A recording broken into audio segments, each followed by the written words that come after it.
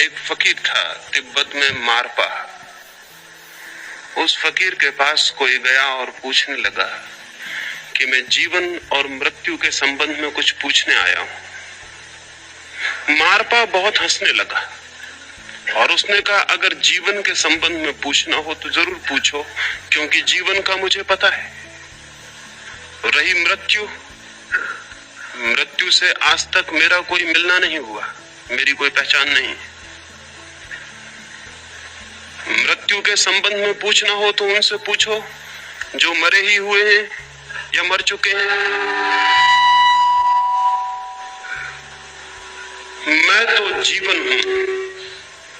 मैं जीवन के संबंध में बोल सकता हूं, बता सकता हूं। मृत्यु से मेरा कोई परिचय नहीं। ये बात वैसी ही है जैसी आपने सुनी होगी कि एक बार अंधकार ने भगवान से जाके प्रार्थना की थी कि ये सूरज तुम्हारा मेरे पीछे बहुत बुरी तरह पड़ा हुआ है, मैं बहुत थक गया हूं। सुबह से मेरा पीछा होता है और सांझ मुश्किल से मुझे छोड़ा जाता है। मेरा कसूर क्या है? दुश्मनी कैसी है ये सूरज क्यों मुझे सताने के पीछे दिन रात दौड़ता रहता है? और रात भर में दिन भर की थकान से विश्राम भी नहीं कर पाता हूं कि फिर सुबह सूरज आके द्वार पे खड़ा हो जाता है। फिर भागो, फिर बचो। ये अनंत काल से चल रहा है। अब मेरी धैर्य की सीमा आ गई और मैं प्रार्थना करता हूं इस सूरज को समझा दे। सुनते हैं भगवान ने सूरज को बुलाया और कहा कि तुम अंधेरे के पीछे क्यों पड़े हो? क्या बिगाड़ा है अंधेरे ने तुम्हारा? क्या है शत्रुता? क्या है शिकायत? सूरज कहने लगा, अंधेरा अनंत काल हो गया मुझे विश्व का परिभ्रमण करते, लेकिन अब तक अंधेरे से मेरी कोई मुलाकात नहीं हुई। अंधेरे को मैं जानता नहीं हूं। कहां है अंधेरा? आप उसे मेरे सामने बुला दें तो मैं क्षमा भी मांग लूं और आगे से पहचान लूं कि वो कौन है, ताकि उसके प्रति कोई भूल न हो सके। इस बात को हुए भी अनंत काल हो गया। वो भगवान की फाइल में बात वहीं के वहीं पड़ी है। वो अब तक अंधेरे को सूरज के सामने नहीं बुला सके हैं, नहीं बुला सकेंगे। ये मामला हल नहीं होने का है। सूरज के सामने अंधकार कैसे बुलाया जा सकता है? अंधकार की कोई सत्ता ही नहीं है, कोई एग्जिस्टेंस नहीं है। अंधकार की कोई पॉजिटिव, कोई विधायक स्थिति नहीं है। अंधकार तो सिर्फ प्रकाश के अभाव का नाम है। वो तो प्रकाश की गैर मौजूदगी है, वो तो एब्सेंस है, वो तो अनुपस्थिति है। तो सूरज के सामने ही सूरज की अनुपस्थिति को कैसे बुलाया जा सकता है? नहीं, अंधकार को सूरज के सामने नहीं लाया जा सकता है। सूरज तो बहुत बड़ा है, एक छोटे से दिए के सामने भी अंधकार को लाना मुश्किल। दिए के प्रकाश के घेरे में अंधकार का प्रवेश मुश्किल है। दिए के सामने मुठभेड़ मुश्किल है।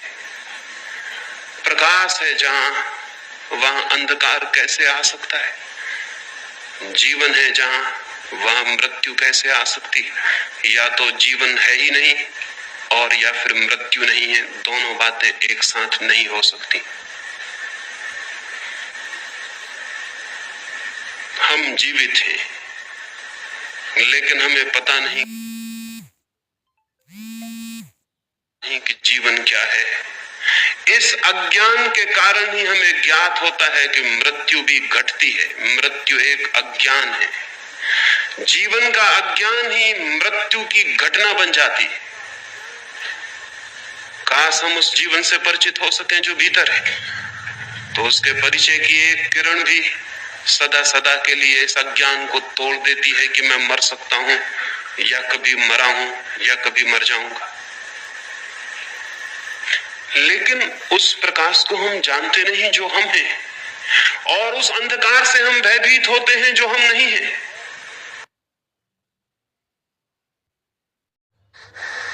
उस प्रकाश से हम परिचित नहीं हो पाते जो हमारा प्राण है, हमारा जीवन है, जो हमारी सत्ता है, और उस अंधकार से हम भयभीत होते हैं।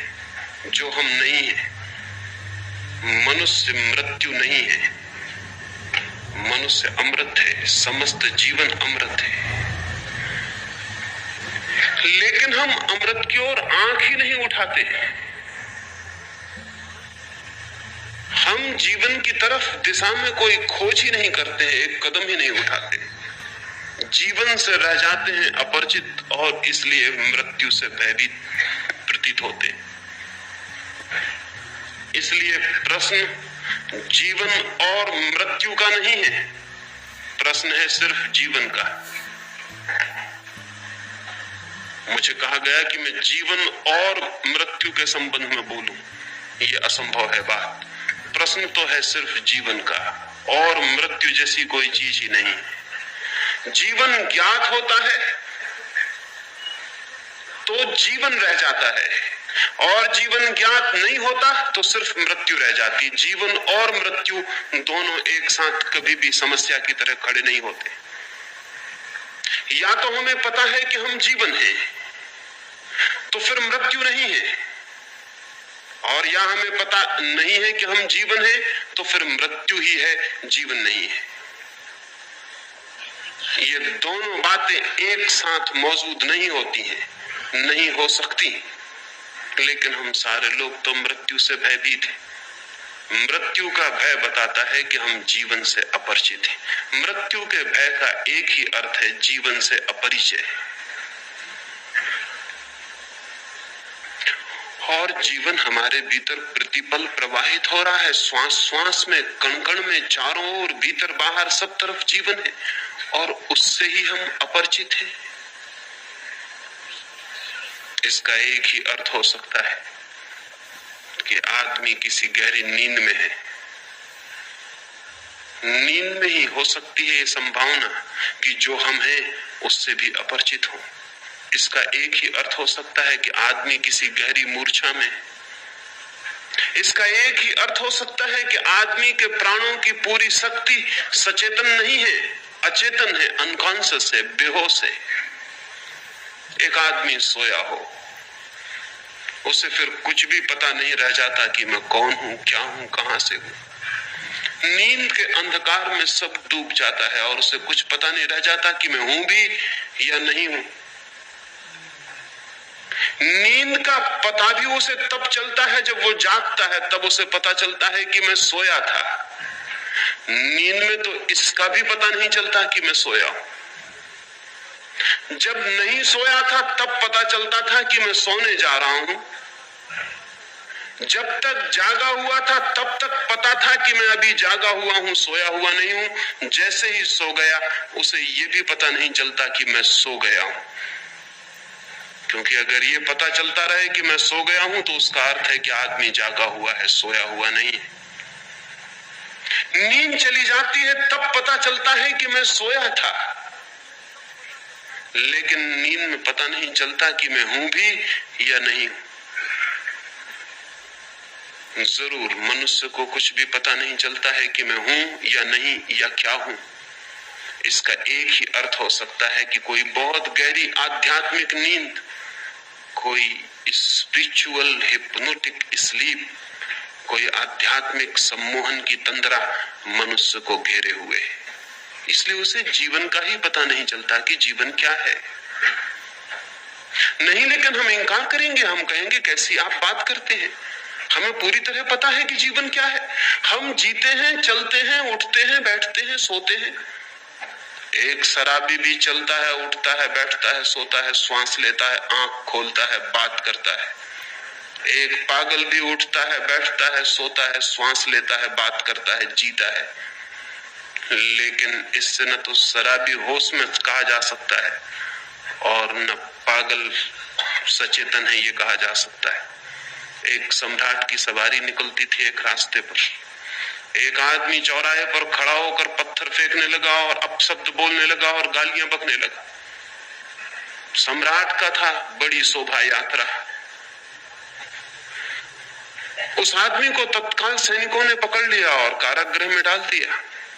लेकिन जब वो गालियां बकता था और अपशब्द बोलता था तो सम्राट हंस रहा था। उसके सैनिक हैरान हुए। उसके वजीरों ने कहा, आप हंसते क्यों हैं? उस सम्राट ने कहा, जहां तक मैं समझता हूं उस आदमी को पता नहीं है कि वो क्या कर रहा है। जहां तक मैं समझता हूं वो आदमी नशे में। खैर, कल सुबह उसे मेरे सामने ले आए। कल वो आदमी सुबह उसके सामने ले आके खड़ा कर दिया गया। सम्राट उससे पूछने लगा, कल तुम मुझे गालियां देते थे, अब शब्द बोलते थे, क्या था कारण उसका? उस आदमी ने कहा, मैं और अब शब्द बोलता था। नहीं महाराज, मैं नहीं रहा हूं, इसलिए अब शब्द बोले गए होंगे। मैं शराब में था, मैं बेहोश था, मुझे कुछ पता नहीं कि मैंने क्या बोला। मैं नहीं था।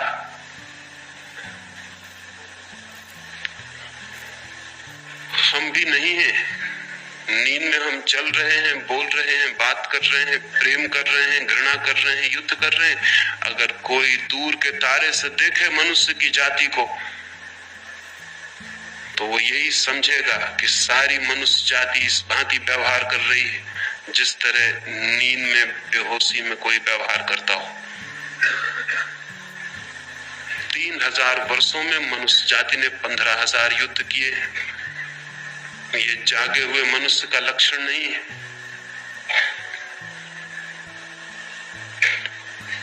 जन्म से लेकर मृत्यु की सारी कथा दुख की, चिंता की, पीड़ा की कथा है। आनंद का क्षण भी उपलब्ध नहीं होता, आनंद का कण भी नहीं मिलता है जीवन में। खबर भी नहीं मिलती कि आनंद क्या है। जीवन बीत जाता है और आनंद की झलक भी नहीं मिलती। यह आदमी होश में नहीं कहा जा सकता है। दुख, चिंता, पीड़ा, उदासी और पागलपन सारे जन्म से लेकर मृत्यु तक की कथा है। लेकिन शायद हमें पता नहीं चलता, क्योंकि हमारे चारों तरफ भी हमारे जैसे ही सोए हुए लोग हैं।